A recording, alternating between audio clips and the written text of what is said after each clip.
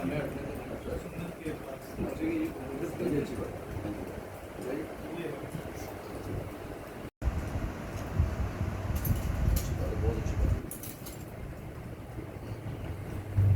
वो जो है अपना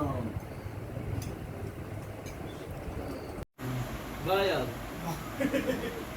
अबे तस्वीर बना रहा कितने इसे आग लग जाएगी जैसे में आग लग जाएगी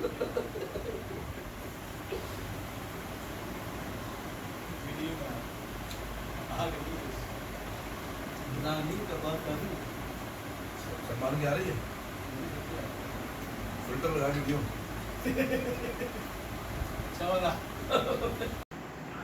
अस्सलाम वालेकुम जी। इस वक्त अली ख़ान साहब नदीम नियाज़ साहब के घर मौजूद हैं और ये मोहब्बतों का समा आप खुशी से देख सकते हैं कि कितनी खुशी है सबके चेहरों पे। और नईम नियाज़ साहब, नदीम नियाज़ साहब, अल्लाह पाक इनको सेहत तंदरुस्ती से नवाजें। हमारे सदर कराची जनाब अब्दुलई साहब, जो कि किसी तारुफ़ के मोहताज नहीं, बड़ी खिदमत है इनकी अपनी कौम बरदरी के लिए। और सलमान साहब और ये हमारे अफजाल साहब जो कि सईदाबाद की एक जानी मानी शख्सियत हैं, और तला भाई मौजूद हैं।